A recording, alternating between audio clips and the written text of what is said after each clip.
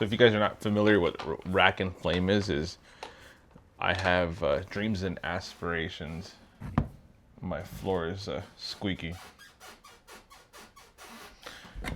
I currently live in Washington State, and I rent in a small town called Silicon, Washington. And a cool thing about that is it's right by the water, but living here is extremely expensive. Houses down the street are selling for like 1.8 million. I ain't got 1.8 million dollars to throw in a house, and if I did, I'm totally getting a ranch with a whole bunch of acreage near a national forest or back in Texas where I can hunt all the time. I'm not about to pay 1.8 million dollars for a property right down the street. So with that, we rent here in Washington, and it's great. But a cool thing about my house that I currently rent is it's so old. It was built like in the 30s. It has these super original old wood floors, but you can hear almost anything. But I just wanted to go over some stuff. I actually have a class coming up that we're doing in Northern California. Now this is a precision hunt and precision long range class where we'll do one full day of precision long range shooting, sighting in your rifle, and just shooting out to 1,000 yards. This is pretty cool because I personally have never shot out that far.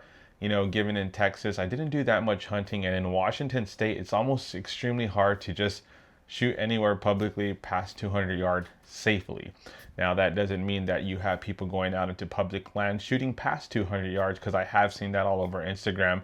But I do want to have a full day of precision shooting and get some knowledge behind the glass and behind the rifle, and what better way to do that than to take a precision rifle class. Now the cool thing about this, the guys over at New Mountain Outfitters is also including a hog hunt in this, so I'm super excited about that because I plan to get me a 200, 300, 400 pound boar, mount that sucker, and put it right here next to my buck. But we're gonna see how all that turns out. So with this precision rifle shooting class, I do want to take 2 rifles up to or down to Northern California to get sighted in at, just test out to long distance. One of those being the Sig Cross chambered in 308. Now this is my Sig Cross. I did pick this up last year, and last year was the actual first year that I did take it out hunting, and it was super convenient out in the backcountry. It does have a collapsible stock, which you can see here. Collapsible stock is fully adjustable. Now this is chambered in a 16-inch barrel. Once again, this is a 308. I did pick this up for about $1,600. I did get this at the Sportsman here in Washington State. Kind of sucks because for a bolt action rifle, I did have to wait 10 business days. Overall, this was like 15 days after my background check that I was able to get this rifle. Now that's just a stupid Washington State law where you have to run your background check and pay an additional $15 to the Washington State Highway Patrol to run a secondary background check or something like that, which is almost ridiculous. And then they have that 10-day waiting period, which is only business days, so it kind of sucks. So on this, I'm running a 3-18 Vortex Strike Eagle. I have my level here for some long range distance shooting. We always want to be level when we're shooting at long distances.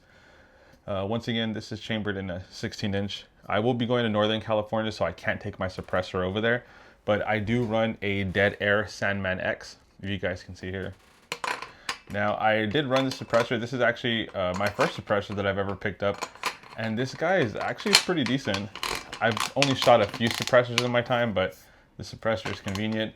It can go anywhere from my 6.8 Western to my 308, and a couple of other, because it is the 30 cal. So once again, this is my Vortex Strike Eagle 3-18 on a Sig Cross, chambered in 308 with a collapsible stock.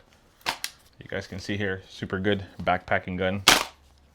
I do run the Sandman X Dead Air suppressor. We won't be taking that out to California with us. That'll stay here, but we are still going to shoot out to long distance. Another rifle we're going to be going over and taking to Northern California is our Browning 6.8 Western. Now our Browning 6.8 Western is a lot larger rifle.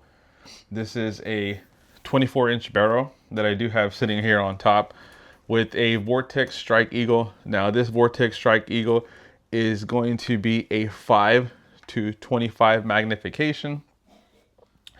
This has some exposed turrets, just as the other Strike Eagle does. This also is a limited reticle, which is super convenient in low light conditions. Picked this one up when I first came to Washington. I I have a muzzle brake over here that is the Recoil Hog by Browning that we threw on there.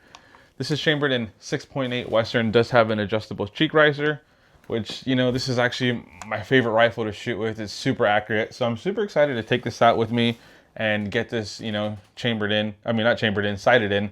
But I just don't know if I want to use the 6.8 Western to take out a hog or the 308, or just take out 2 hogs and use both. But those are the 2 rifles that I do run, which is once again the Browning 6.8 Western and the Sig Cross chambered in 308.